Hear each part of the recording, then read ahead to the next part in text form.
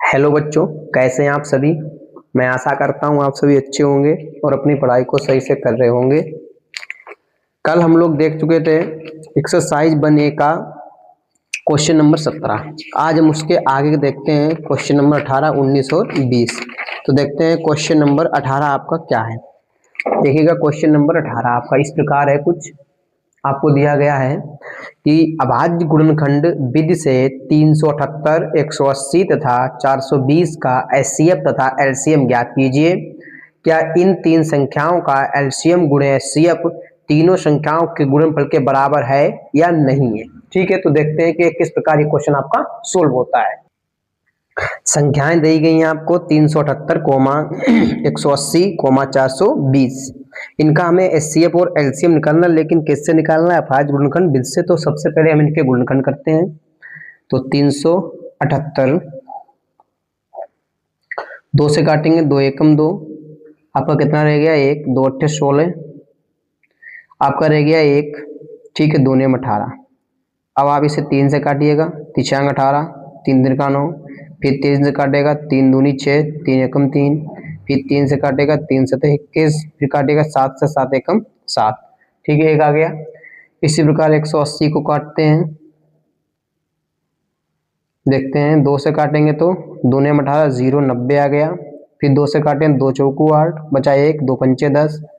फिर 2 से काटेंगे, 2 दूनी 4, सॉरी 2 से नहीं कटेगा ये, सॉरी 3 से काटेंगे ये, 3 3 एकम का 3 आपका हो गया, 1 बचा, 3 बचे 15। फिर 3 से काटेंगे, आपका 3 बचे 15, 5 से काटेंगे, 5 एकम 5। ठीक है, अब 420 को काटेंगे, 420 को 2 से काटेंगे, 2 दूनी 4, 2 एकम 2, 0। फिर काटेंगे 2 से, 2 एकम 2, भाग का बिंदी, 2 पंचे 10। फिर काटेंगे, 3 से कट जाएगा ना, 3 से काटेंगे, 3 3 का 9, बचेगा 1, इसको देंगे 15 हो जाएगा, 3 पचे 15। 5 से काट देंगे, 5 सत्ते 35, 7 से काटेंगे, 7 एकम 7। क्लियर है। तो यहाँ लिखते हैं हम लोग, क्या लिखते हैं? 378 बराबर कितना मिला? 2 गुणे 3 गुणे 3 गुणे 3 गुणे 7। 180 बराबर कितना मिला? 2 गुणे 2 गुणे 3 गुणे 3 गुणे 5। ठीक है, 420 बराबर कितना मिला आपको? मिला है आपको 2 गुणे 2 गुणे 3 गुणे 7 गुणे, सॉरी ये 5 से काटेंगे यहाँ पे तब आएगा, 5 7 35, सॉरी 5। ठीक है, अब निकालिएगा HCF क्या होता है? जो सब में कॉमन मिले। देखो 2 दिख रहा है सब में कॉमन, अब तो 2 नहीं है, लेकिन 3 दिख रहा है सब में कॉमन, और तो कुछ है नहीं। हाँ नहीं है, 7 तो नहीं है, तो 5 है, तो 3 दूनी के 6। एलसीएम बराबर 2 देखो कितनी बार आया? 2 आया, 2 बार अधिकतम, तो 2 गुणे 2। 3 कितनी बार आया? अधिकतम 3 आया, 3 बार अधिकतम, तो 3 गुणे 3 गुणे 3। 5 एक बार आया और 7 एक बार आया। गुणा कर दीजिएगा इनका, 2 दूनी के 4, 4 तीयों के 12, 12 तियाँ 36, 36 पंचे 180, 180 तियाँ होता है आपका 540, और 540 गुणे 7 करिएगा, कितना आएगा? 0। 7 चौको 28, हासिल का आ गया 2, 7 पना 35 और 2 37, 3780, 3780 आ गया। अब हम करते हैं इसकी जांच। ठीक है, क्या करते हैं? जांच। जो इन्होंने फार्मूला लगाने को बोला है उससे जांच करेंगे। तो क्या बताया इन्होंने कि एलसीएम गुणे एचसीएफ बराबर तीनों का गुणनफल 378 गुणे 180 गुणे 420। तो एलसीएम कितना आया? 3780, 3780। ठीक है, सही आया गुणनफल 3780। देखते हैं एक बार पहले, आपका मिल गया ये। इसका गुणा करेंगे तो आपको लग रहा होगा इसका गुणा जो है बहुत आएगा, तो हम लिख सकते हैं इसका गुणा कम आएगा, इसका गुणा बहुत आएगा, तो लिख सकते हैं नहीं। यानी इनका जो है एलसीएम और एचसीएफ का गुणनफल जो तीनों संख्या गुणनफल के बराबर नहीं है। क्लियर है। अब हम देखते हैं इसी प्रकार क्वेश्चन नंबर 19 हमारा क्या है। क्वेश्चन नंबर 19 है अभाज्य गुणनखंड विधि से 256 और 36 का आपको एचसीएफ और एलसीएम निकालना है, बाद में सत्यापित करना है, उसी प्रकार का है। ठीक है, देखते हैं संख्याएं आपको दी गई 256 और 36। गुणनखंड करिएगा इसके 256 के गुणनखंड करिएगा। 2 से काटेंगे 2 एकम 2, 2 दूनी 4, 2 अट्ठे 16, फिर 2 से काटेंगे 2 छंग 12, 2 चौकू 8, फिर 2 से काटेंगे 2 तियां 6, 2 दूनी 4, फिर 2 से काटेंगे तो आ जाएगा 16, फिर 2 से काटेंगे तो आएगा आपका 8, फिर 2 से काटेंगे आपका 4, ठीक है, फिर 2 से काटेंगे आपका 2, और फिर 2 से काट देंगे तो आपका कितना आ जाएगा 1। ठीक है, इसी प्रकार से 36 को काटेंगे हम लोग, 36 के गुणनखंड करेंगे।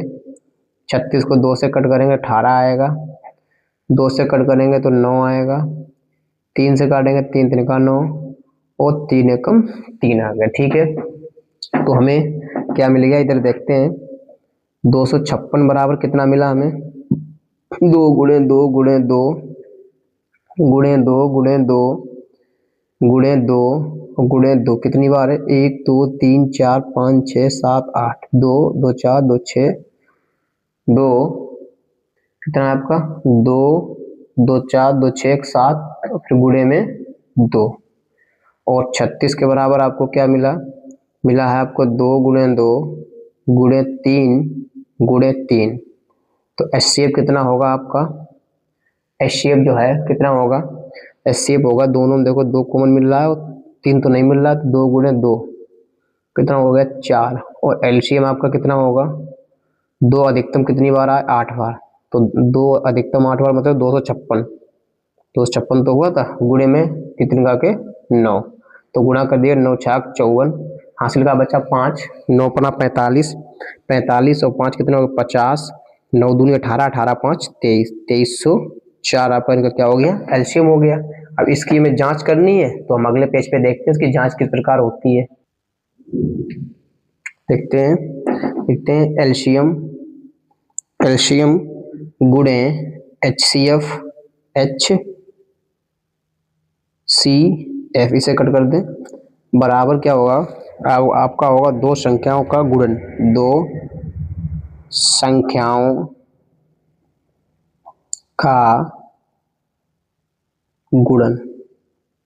ठीक है, तो एलसीएम आपका कितना आया 2304 आया, एचसीएफ कितना आया 4, पहली संख्या 256 है, दूसरी संख्या आप कितनी है 36, गुणा करिए 4 चौको 16, 4 तीन 12, 4 दूनी 8 और 1 9, इनका 36 छंगा आपका 216 होता है, हासिल का बचा आपका 21, 36 पंचे 180, 180 और 21 होते हैं 201, 201 की 1, हासिल का बचा आपका 20, 36 दूनी 72, 72 और 20 कितने हो गए 92 हो गए। ठीक है, तो यहाँ लिख दीजिएगा, इसलिए एल एच एस बराबर आर एच एस।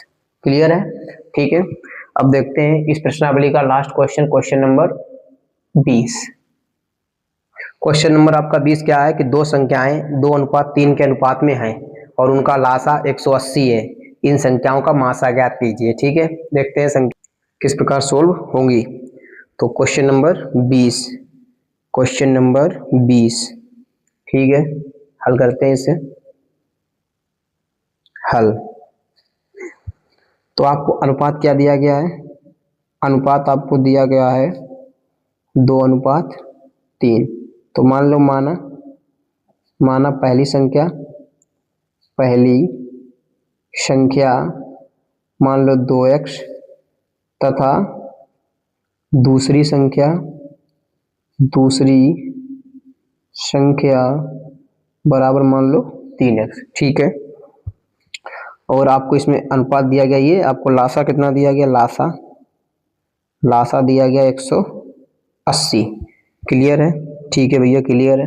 निकालो 2x व 3x का लासा बराबर कितना आएगा, आपको पता ही है, कॉमन क्या मिल रहा है x, और इनका मल्टीप्लाई तो 6x आएगा निकल के। प्रश्नानुसार आपके पास लासा कितना निकल के आया है 6x आया है, बट क्वेश्चन के पास कितना है 180 है, तो x बराबर 180 बटे 6, 180 बटे 6, 6 से काटो 6 तियां 18, 30 आ गया, तो x की वैल्यू कितनी आ गई है, सॉरी कितनी आ गई आपकी x की वैल्यू 30 आ गई है। कितनी आ गई है 30। ठीक है, अतः पहली संख्या बराबर कितनी होगी, 2x माने 3 दूनी 60 होगी, और दूसरी संख्या कितनी होगी आपकी 30 तियां 90 होगी, तथा मासा बराबर कितना होगा पता ही है आपको 60 और 90 में क्या आएगा कॉमन आपका 30 आएगा, तो इसका मासा कितना हो गया 30 हो गया। ठीक है, इसी के साथ एक प्रश्नावली आपकी समाप्त होती है। अब हम देखते हैं कल की वीडियो में एक्सरसाइज 1B, और इसमें हम सीखेंगे कि कैसे हमें अपरिमेय संख्याओं को सिद्ध करना होता है, जबकि वो होती तो अपरिमेय है लेकिन फिर भी हमें सिद्ध करना होता है। तो आज के लिए इतना काफी है। थैंक यू, धन्यवाद।